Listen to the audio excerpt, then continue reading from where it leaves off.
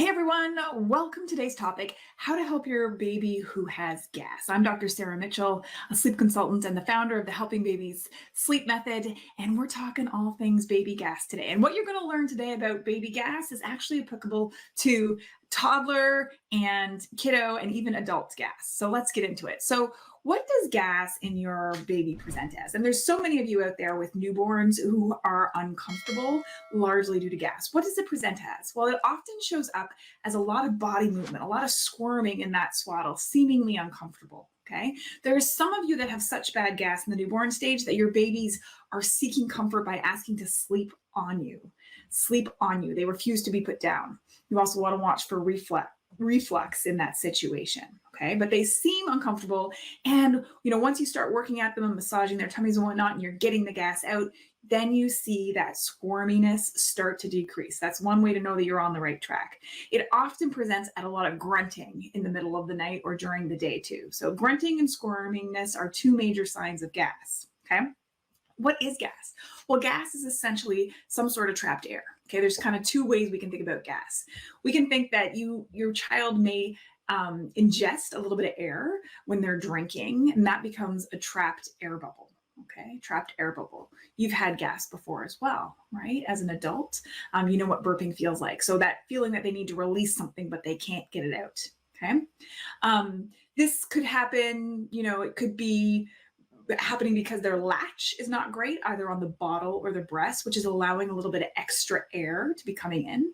So one thing to watch for is clicking, right? If you're hearing clicking, that might indicate that there is extra air being allowed to enter their system. One theory is that if you get a trapped air bubble in during the day, and you don't get it out with burping, right? That's the purpose of burping, is to release that trapped air bubble, that it travels down into the small intestine and becomes trapped in the large intestine, which then becomes gas, right? And that is the need to get rid of that gas. That's that squirminess, that grunting, trying to get that gas out. Okay. So that's one of the main theories behind baby gas. There's a couple other ones here. Other possible causes of gas are immature gut flora, right? Gas definitely does get better as kids get older. In that newborn stage, they tend to be much more uncomfortable. Okay. There's also the possibility of a food sensitivity. And I'm saying sensitivity here and not allergy because they're two very different things in humans, right? A true allergy can be an anaphylactic reaction, but a sensitivity could be like you eat something, it just doesn't seem to sit right with you. And that might be happening to your little person, especially, if you're breastfeeding, right? There may be foods that you eat one day and that you notice your baby's fussier that night or the next day. And then there's many of you out there that may be trying different formulas, trying to find one that fits with your baby's gut flora that much better. Okay. In this video today, we're going to talk about manual tactics to help you relieve the gas. But first, I want to talk to you about what does the anatomy look like? Because when you understand the anatomy, everything becomes so much easier. In my background, working on cadavers as a chiropractor and learning about the anatomy has definitely helped me as a parent be able to be a good troubleshooter, and I want to share that with you. So we're going to use my little baby doll here today to understand the anatomy. So basically, you have your food tube, which is the esophagus, and it comes down right about here and joins with your little person's stomach. And you might be able to palpate that by palpating the angle of the ribs. The angle of the ribs come up to meet right here under your xiphoid process, and that's where your stomach is essentially. Okay. And then your child's, from the stomach, your child then has a small intestine, which is, miles and miles of tubes that are all messed up in here, very, very scrunched up together. And then around the bottom right-hand side, your small intestine meets your large intestine, and that's where your appendix is. Okay. And then your large intestine then travels up in a U shape. So it goes up, hits the bottom of the ribs, travels across to the other rib, and then comes down. And when we come down here, we actually find the left lower hip bone. And this is a very magical spot. So you find that left hip bone, and then you're going to come in about 1.5 centimeters. And that is where your large intestine becomes the rectum. And the rectum is basically the holding tank for poop and gas. And so there's a wonderful trigger point here. And a trigger point is a spot that you can just press down on. You can notice I'm pressing quite firmly here. You're going to massage and rub that spot to help get things moving. Because what's the purpose of tummy massage? The purpose is to move the gas or the poop through more easily. Right? So one quick thing that you could be doing is doing just gentle trigger points on this one spot inside that left hip bone. You can't hurt them by pressing about a centimeter in. You cannot hurt, okay? Another great thing to be doing is leg bicycles. And people do leg bicycles, but again, you want to be pretty firm, right? What's the purpose of it? You're trying to maneuver and massage and manipulate the bubbles that are in the stomach. So you can push down quite firmly with those legs, right? To get things moving a little bit, and then come back and then do this little trigger point again. You could do full tummy massage by starting at that lower right hip bone, right? Coming in, gently working your way up, hitting that rib. That means it's time to go sideways, right? Coming across, gently massaging, hitting that other rib, finding out, oh, that's where I need to go down. Coming down, finding that left hip bone, coming in a little bit, and then doing your trigger point. Okay, this is all to help the gas move through the stomach more easily. And when I say stomach, I really mean large intestine. Okay, large intestine. The other little trick with this is how can we elicit, some sort of an ejection reflex of trying to get that poop and that gas moving through. So we do our legs. And again, it's all about trying different positioning, right? So we're doing our legs. Then there is a product out there called the Windi. Okay.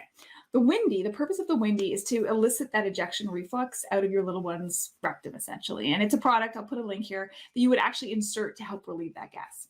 There's another little quick way that you can do this at home. You can take a wipe, cover your finger, even do this over your child's diaper. You're just going to find their anus, their exit hole, right? And then you're just going to press like a doorbell. You're not entering. You're just pressing on it like a doorbell, trying to get that ejection reflex to be stimulated to get the gas out, okay? This works.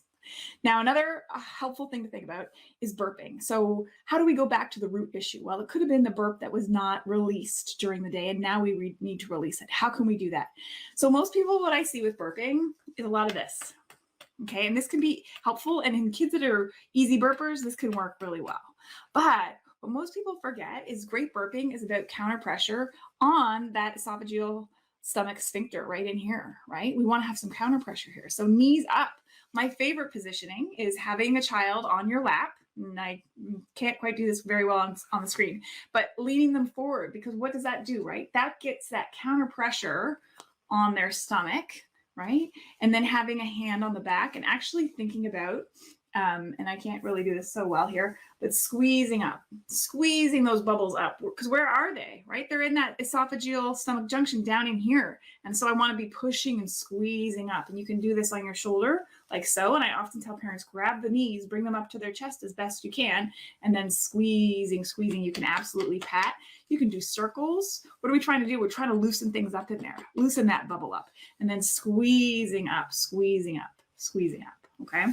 It's really about, this is what I call the finesse over force burp. It's not about brute strength. It's really about manipulation and knowing the right positioning. And so the right positioning, the spine is in the middle. You don't really want to be pushing on the spine because that would be uncomfortable. So you're going to come just to the edge of the spine and be pushing it up. And sometimes I even do this with 2 fingers, squeezing that up. Because what this does, and I'm going to exaggerate here, but to get a good bubble loose, you need to have extension in the esophagus. You're essentially trying to extend that esophagus to help that bubble get loose. Okay, so that's the finesse over force burping strategy, getting counter pressure on their stomach. And if they're sitting on your lap, holding them with your front foot, leaning forward, and then squeezing up like that. So those are my 2 main strategies for helping kids release gas. One is being a really great burper during the day, trying to get all the bubbles out. So if you're breastfeeding between sides, if you're bottle feeding, halfway through the bottle, and again at the bottle. Here's the other thing about burping that people don't think about. We think it should be right after the feed. As a sleep consultant and with my own kids, I would always do one little burping round before I did any nap time or bedtime put down, making sure all the burps are out, okay, preemptively. Because you might hear one burp earlier and think that's it. When you burp them again, wow, there was another one in there. Oh my gosh, I'm glad I got that out, because if I hadn't, that could have led to a 20-minute nap where they woke up uncomfortable and unable to connect into another sleep cycle, okay? The finesse over force burping technique is designed to help you squeeze the bubbles up. It's using finesse rather than force, understanding the anatomy to squeeze the bubbles out and getting counter pressure on that esophageal sphincter that's there. Okay. And then the tummy massage, the idea is that manipulating the legs and the hips into different positioning can help dislodge those bubbles. And then trigger point work in that lower left quadrant on the inside of the left hip can help you get get things moving in the rectum area. And then pressing on their anus like a doorbell to help elicit the ejection reflex. Okay, if you have any questions, you can put them in the comments below. And if you're watching this on YouTube, don't forget to hit subscribe to never miss a baby sleep tip.